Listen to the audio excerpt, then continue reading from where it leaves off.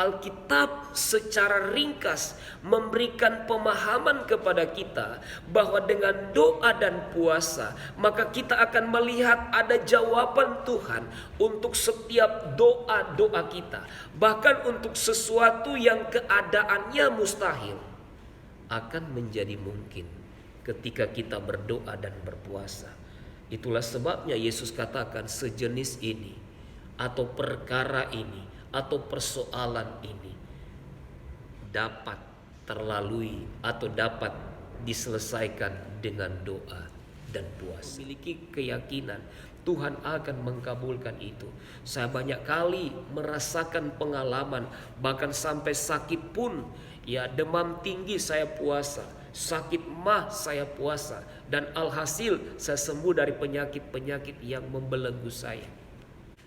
Baik, kita akan mulaikan ibadah doa dan puasa pada siang sore hari ini. Mari kita mau angkat satu kidung pujian doa.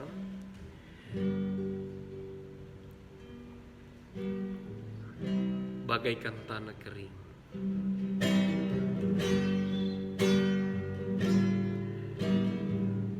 Bagaikan tanah kering yang merindukan air, demikianlah jiwaku haus akan Engkau. Ku rindu selalu hadir-Mu Tuhan, hadir-Mu di hidupku, memulihkan jiwaku, memulihkan jiwaku, hapuskan air mataku. Kembali dari awal, bagaikan tanah kering, bagaikan tanah kering yang merindukan air, demikianlah jiwaku haus akan Engkau. Ku rindu selalu hadir-Mu Tuhan, hidupku,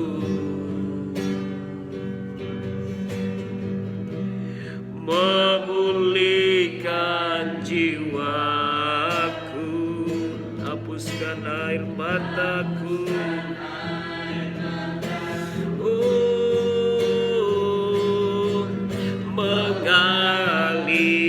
Mengalirlah kuasa Roh Kudus, mengalirlah di tempat ini,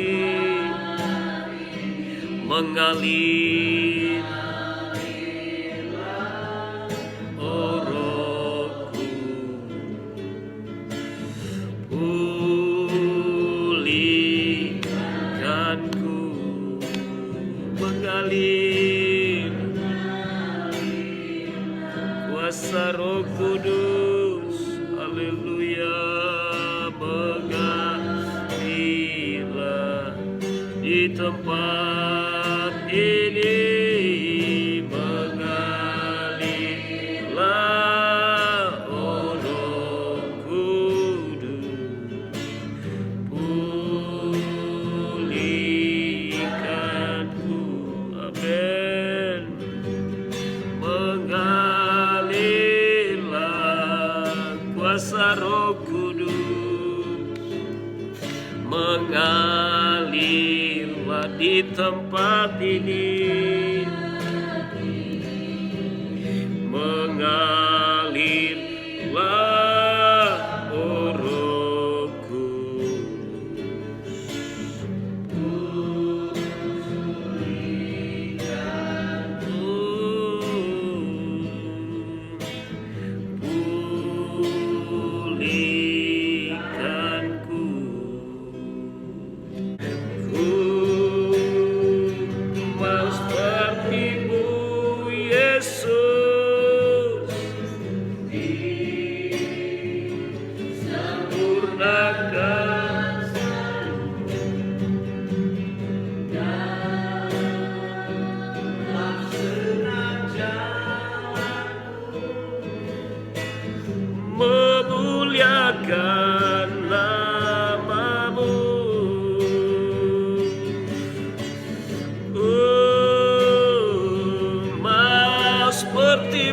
Yesus disempurnakan selalu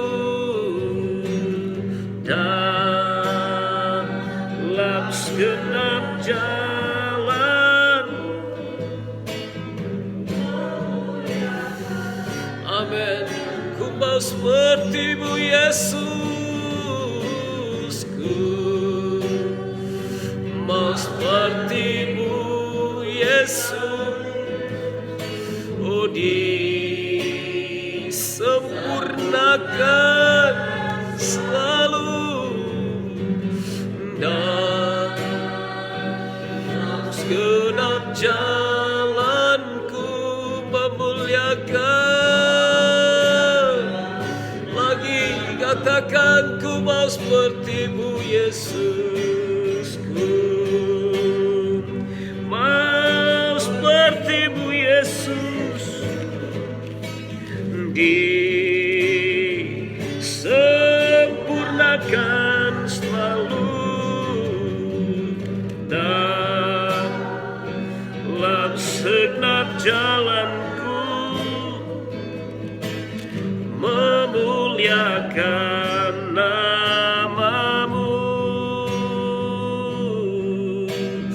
memuliakan nama-Mu, memuliakan nama-Mu. I the Lord di come to the Lord. Yesus Kristus Gembala kami yang baik. Kami bersyukur dan berterima kasih Tuhan buat kasih anugerah dan penyertaan Tuhan dalam Ya kehidupan Tuhan kami. Dan Yesus. berkat kehidupan, kekuatan, kesehatan yang masih Tuhan berikan dalam kehidupan kami sampai dengan saat Ya ini. Tuhan. Di tengah-tengah penyangkalan diri yang boleh kami lakukan dari sepanjang malam sampai dengan saat ini Tuhan, kami merasakan kekuatan dan anugerah yang berasal daripada Tuhan. Dan inilah kami, kehidupan kami, hamba-hamba-Mu dan anak-anak-Mu di siang sore hari ini kami datang ke dalam altar-Mu yang suci. Kami mau datang untuk mendengarkan kebenaran firman-Mu sebelum kami menutup segenap serangkaian penyangkalan diri kami. Oleh sebab itu kami juga serahkan hamba-Mu pada saat ini Tuhan, yang akan membentangkan kebenaran firman-Mu. Haleluya. Tuhan bertuhan kehidupan hamba-Mu, berikan karunia perkataan hikmat, bahkan karunia bahkan karunia membedakan segala roh. Kami Tuhan siap Yesus. memulaikan besok kami, hanya kami alaskan di dalam nama Tuhan Yesus Kristus. Haleluya. Amin. Baik, puji Tuhan. Salam sejahtera buat kita semua. Baik, kita langsung membuka Alkitab kita. Kita akan baca kebenaran firman Tuhan yang tentunya berhubungan dengan doa dan puasa. Sebagaimana kita pada siang hari atau pada hari ini telah mengambil penyangkalan diri dengan harapan Tuhan mendengar dan mengabulkan doa, pergumulan, dan apapun yang kita alami dan hadapi hari-hari ini. Kita akan baca dalam Matius 17 ayat yang ke-14 sampai ayat 21. Matius 17 ayat 14. Ketika Yesus dan murid-muridnya kembali kepada orang banyak itu, datanglah seorang mendapatkan Yesus dan menyembah. Katanya, Tuhan, kasihilah aku, ia sakit ayah dan sangat menderita, dia sering jatuh ke dalam api dan juga sering ke dalam air. Aku sudah membawanya kepada murid-muridmu, tetapi mereka tidak dapat menyembuhkannya. Maka kata Yesus, hai kamu yang tidak percaya dan yang sesat, berapa lama lagi aku harus tinggal di antara kamu? Berapa lama lagi aku harus sabar terhadap kamu? Bawalah anak itu kemari. Dengan keras Yesus menegur dia, lalu keluarlah setan itu daripadanya, dan anak itu pun sembuh seketika itu juga. Kemudian murid Yesus datang dan ketika mereka selesai dengan dia, bertanya mereka, mengapa kami tidak dapat mengusir Ia berkata kepada mereka, "Karena kamu kurang percaya. Sebab aku berkata kepadamu, sesungguhnya sekiranya kamu mempunyai iman sebesar biji sesawi saja, kamu dapat berkata kepada gunung ini, pindah dari tempat ini ke sana, maka gunung itu akan pindah, dan takkan ada yang mustahil bagimu." Jenis ini tidak dapat diusir kecuali dengan berdoa dan berpuasa. Terima kasih untuk pembacaan yang sudah kita baca bersama-sama dalam pembacaan firman Tuhan Matius pasal yang ke-17 ayat 14 sampai ayat yang ke-21. Memperhatikan pembacaan firman Tuhan tadi, murid-murid yang tidak dapat mengusir setan, mereka datang kepada Yesus dan mereka mempertanyakan, "Kenapa kami tidak bisa mengusir setan yang ada di dalam diri anak itu?" Dan Yesus katakan, "Karena kamu kurang percaya." Dan ketika Yesus mengatakan bahwa kamu kurang percaya dan dia melanjutkan, "Iman sebesar biji sesawi, maka engkau dapat memindahkan gunung." Engkau boleh berkata kepada gunung ini, beranjak ke tempat yang lain atau pindah ke tempat yang lain, dan itu akan terjadi. Dengan kata lain, apabila ada iman, maka tidak akan ada yang mustahil bagimu. Itu perkataan Yesus yang disampaikan kepada murid-murid pada waktu itu. Setelah Yesus menyampaikan demikian, Yesus pun menyambut atau melanjutkan dengan perkataan, "Jenis ini tidak dapat diusir kecuali dengan berdoa dan berpuasa."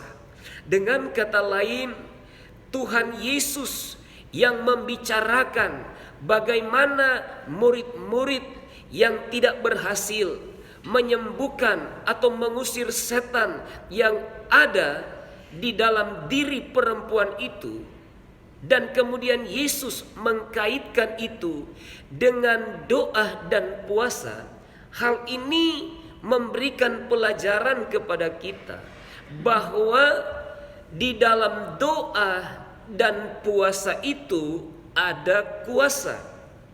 Ya, makanya Yesus katakan sejenis ini tidak dapat diusir hanya dengan doa dan puasa. Ya, jadi kalau misalkan untuk mengusir setan, maka Yesus menghubungkan dengan doa dan puasa. Mengusir setan itu membutuhkan kuasa. Ya, dan kemudian untuk menghasilkan memiliki kuasa itu, Yesus katakan berdoa dan berpuasa. Ya. Jadi hamba-hamba Tuhan, anak-anak Tuhan, mereka wajib untuk diperlengkapi dengan kuasa. Maka dari itu kita melihat kehidupan hamba-hamba Tuhan, anak-anak Tuhan itu tidak lepas daripada doa dan puasa. Karena sesungguhnya mengiring Tuhan, memutuskan untuk ikut Tuhan, maka kita sudah diperhadapkan dengan musuh-musuh yang tidak terlihat.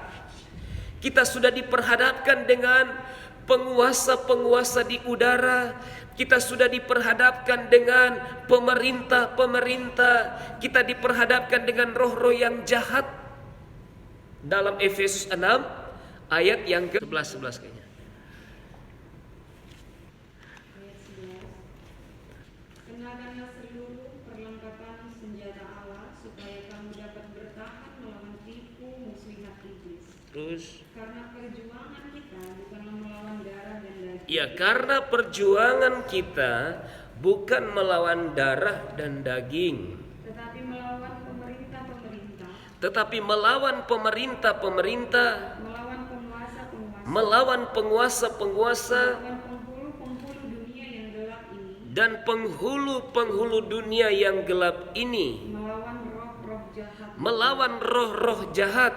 Ya, Demikian pula pada bagian yang lain dalam kitab Petrus, Alkitab mengatakan bahwa singa itu seperti iblis itu seperti singa yang mengaum-ngaum, yang berusaha untuk melulur kita, yang berusaha untuk menghancurkan kita. Karena demikian misi iblis adalah mencuri, membunuh dan membinasakan. Makanya ketika kita menyatakan sebagai pengikut Kristus, kita menyatakan diri sebagai pengantin-pengantinnya Tuhan, maka kita sudah memiliki musuh yang tidak terlihat. Oleh sebab itu kita membutuhkan kuasa, kita membutuhkan kekuatan. Ya, sama halnya dengan hamba-hamba Tuhan dalam perjanjian lama. Siapapun hamba Tuhan itu, mereka selalu hidup di dalam doa dan puasa. Mereka selalu hidup di dalam keadaan berdoa dan berpuasa.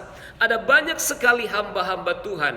Bahkan ada seorang yang bernama Daud, raja, tetapi dia pernah menyaksikan lututnya melentuk oleh karena doa dan puasa. Jadi mereka memiliki kehidupan doa dan puasa. Sebab kehidupan kita menghadapi penguasa-penguasa di udara, menghadapi kuasa-kuasa yang ada di tengah-tengah dunia ini, dan bahkan untuk menghadapi pergumulan-pergumulan kita saja, itu sudah sangat membutuhkan kuasa yang daripada Tuhan. Dan kuasa itu akan kita peroleh apabila kita memiliki kehidupan doa dan puasa. Sebab kita akan melihat pembelaan Tuhan kalau kuasa itu bekerja di dalam diri kita. Iman yang ada di dalam diri kita itu bekerja, sehingga apa yang kita minta itu akan dapat terrealisasi. Apa yang kita inginkan akan dapat terrealisasi. Bukan seperti pengalaman daripada murid-murid Tuhan tadi. Ketika mereka mengusir setan, maka setan itu tidak keluar. Ya, berarti mereka tidak memiliki kuasa. Dan yang kedua, mereka meminta, tetapi Tuhan tidak mengkaruniakan apa yang mereka minta kepada Tuhan. Ya, makanya dimintakan oleh Tuhan sejenis ini tidak bisa keluar tanpa doa dan puasa. Jadi sekali lagi, bukan cuma kepada hamba-hamba Tuhan dianjurkan untuk hidup di dalam doa dan puasa, tetapi kepada kita juga jemaat-jemaat Tuhan untuk hidup di dalam doa dan puasa. Apatah lagi ketika kita menghadapi pergumulan-pergumulan kita yang terasa berat untuk kita jalani, terasa berat untuk kita lalui. Kita butuh pergumulan, kita butuh doa dan puasa, kita butuh kuasa, kita butuh jawaban Tuhan. Dan salah satunya adalah dengan cara kita berdoa dan berpuasa. Dan hal itu dibuktikan oleh begitu banyak hamba-hamba Tuhan yang menyaksikan bagaimana kehidupan mereka yang berdoa dan berpuasa secara rutin. Mereka mengalami mujizat Tuhan. Ada yang bernama Esther, dia berpuasa, dia mengalami mujizat Tuhan. Ada yang bernama Daud, dia berpuasa, dia mengalami mujizat Tuhan. Ada juga yang bernama Yeremia, hamba-hamba Tuhan. Mereka hidup dalam doa dan puasa dan mereka mengalami mujizat Tuhan. Ya. Daniel, Sadrak, Mesak dan Abednego, mereka adalah anak-anak Tuhan, hamba-hamba Tuhan yang hidup di dalam doa dan puasa. Dan mereka semua mengalami kuasa dan jawaban Tuhan untuk setiap pergumulan-pergumulan yang mereka alami. Ya. Kalau mereka mengalami jawaban daripada setiap pergumulan mereka ketika mereka berdoa dan berpuasa, tentunya Tuhan pun akan dapat melakukan hal yang sama kepada kita ketika kita memiliki permintaan, ketika kita memiliki pergumulan dan kita melakukan doa dan puasa, berharap Tuhan menolong setiap pergumulan-pergumulan kita, saya memiliki keyakinan Tuhan akan mengabulkan itu. Saya banyak kali merasakan pengalaman, bahkan sampai sakit pun, ya demam tinggi saya puasa, sakit mah saya puasa, dan alhasil saya sembuh dari penyakit-penyakit yang membelenggu saya. Kitab secara ringkas memberikan pemahaman kepada kita bahwa dengan doa dan puasa maka kita akan melihat ada jawaban Tuhan untuk setiap doa-doa kita. Bahkan untuk sesuatu yang keadaannya mustahil akan menjadi mungkin ketika kita berdoa dan berpuasa. Itulah sebabnya Yesus katakan sejenis ini atau perkara ini atau persoalan ini dapat terlalui atau dapat diselesaikan dengan doa dan puasa. Sebaliknya, ketika kita acuh tak acuh dengan doa dan puasa, maka tentunya kita akan mengalami satu pengalaman yang dialami oleh murid-murid Tuhan tadi, yang dengan berupaya sebegitu hebat, begitu keras, tetapi mereka tidak bisa mengusir setan yang ada di dalam diri orang yang kerasukan setan tadi. Artinya untuk perkara-perkara yang seperti itu saja tidak mampu untuk dilewati, apatah lagi untuk perkara-perkara yang terlalu besar. Tentunya kita tidak akan bisa melewati pergumulan-pergumulan tersebut. Tetapi sebaliknya, kalau kita mengambil langkah untuk melakukan seperti apa yang Yesus katakan, berdoa dan berpuasa, pasti ada jawaban di sana. Pasti ada kemenangan di sana. Pasti di sana ada jalan keluar untuk persoalan. Ya, apapun itu.